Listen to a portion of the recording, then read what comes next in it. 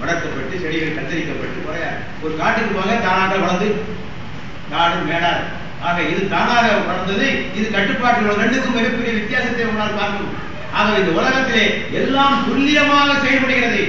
சூரியன் அதன் கோலத்திலே போய்கொண்டிருக்கிறது, சந்திரன் அதன் கோலத்திலே போய்கொண்டிருக்கிறது. இவற்றுக்கிடையே மோதலும் இல்லை, உரசலும் இல்லை, ஒன்றும் இல்லை என்றால் இதற்கு பின்னால் ஒரு ஆழ்ந்த அறிவு, ஒரு சக்தி இருக்க வேண்டாமா? இருந்தால் தான் இதை செயல்பட முடியும். ஆகவே அந்த இறைவன் தான் உங்களை எல்லாம் படைத்தார். ஆகவே அந்த இறைவன் சொல்லுகின்ற வழிகாட்டலை ஏற்றுக்கொண்டால் உங்களுடைய பிரச்சனைகள் எல்லாம் தீரும் என்ற ஒரு பொது கருத்தை இஸ்லாம் சொல்லுகிறது. அடுத்தபடியாக இஸ்லாம் சொல்வது இறைவன் ஒருவன். இறைவன் ஒருவன் என்றால் மனித குலம் ஒன்று, ஒன்றே குலம், ஒருவனே தேவன் இல்லையா? பல கடவுள் இருந்தால் பல சமுதாயம் இருக்கும், ஒரு கடவுள் இருந்தால் ஒரு சமுதாயம் தான் இருக்க முடியும். ஆக நம்ம எல்லாம் படைத்தவன் ஒரே இறைவன் தான்.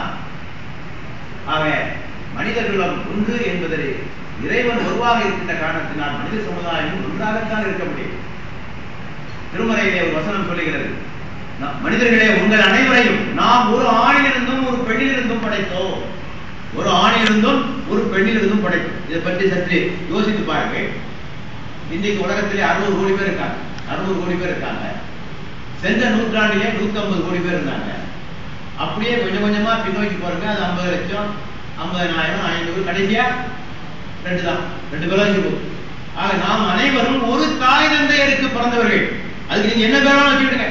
நாங்க ஆடம் ஹவ்வான்னு சொல்றோம், கிறிஸ்டியன்ஸ் ஆடம் ஈவ்ன்றாங்க, அதே பேரை தான் மாத்தி சொல்றாங்க. நீங்க என்ன பேராலும் வச்சுக்கிடுங்க, அதை பத்தி பிரச்சனை இல்லை. ஆனால் மனித இனம் ஒரு தாய் தந்தையருக்கு பிறந்ததா. ஆகவே அடுத்தபடியாக அந்த வசனம் சொல்லுகிறது, உங்களை நாம் பல நாட்டவராகவும் பல இனத்தவராகவும் ஆக்கிக்கிறோம். எதற்காக வெளியில் ஒருவரை ஒருவர் அறிந்து கொள்வதற்காக. எல்லாரும் ஒரே மாதிரி எப்படி கண்டுபிடிக்க முடியும்? இவங்க வந்தோடனே சொல்ல தாய்லாந்துக்காரன்னு சொல்லிடலாம், இவர் தமிழ்நாட்டுக்காரன்னு சொல்லலாம், கொஞ்சம் நுண்ணியமா பார்த்தா இவர் கோயம்புத்தூர்காரன்னு தெளிவா சொல்லிடலாம் இவர்.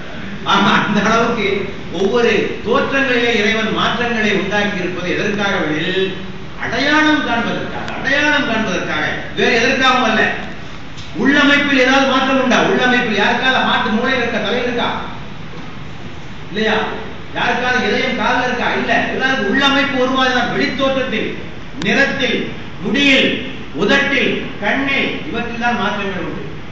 ஆகவே இறைவன் சொல்கிறான், பல்வேறு தோற்றங்களை நாம் உங்களுக்கு உருவாக்கி இருப்பது உங்களில் ஒருவரை ஒருவர் அடையாளம் காண்பதற்காக. உங்களிலே சிறந்தவர் யார்? இன்ன அக்கிரமக்கும் எந்தவாகும். உங்களிலே யார் இறைவனை அஞ்சி ஒழுகிறாரோ, யார் ஒழுக்கம் உள்ளவராக இருக்கிறாரோ அவர்தான் உங்களிலே உயர்ந்தவர். நபிகள் நாயகம் சொன்னார்கள், வெள்ளையனை விட கருப்பன் சிறந்தவன் அல்லன், கருப்பனை விட வெள்ளையன் சிறந்தவன் அல்லன், அரபியரை விட மற்றவன் சிறந்தவர் அல்லன், மற்றவரை விட அரபியன் சிறந்தவன் அல்லன், ஒழுக்கம் உள்ளவனே சிறந்தவன். மனிதர்கள் அனைவரும் சீப்பின் பற்களை போல் சமமானவர்கள். மனிதர்கள் அனைவரும் சீப்பின் பற்களை போல். சீப்பில் ஒரு பல் உயர்ந்தா என்ன ஆகும்? தலையை பிடித்து சீல் பிடிக்க செய்யும். சமுதாயத்திலே எவ்வளவு தன்னை உயர் சாதிக்காரன் என்று சொல்லிக் கொண்டால் சமுதாயமே சீர்பிடித்து, சமுதாயமே சீர்பிடித்து. ஆக இந்த மனித குல சமத்துவ கோட்பாட்டை இஸ்லாம் மக்களுக்கு எடுத்து சொல்கிறது.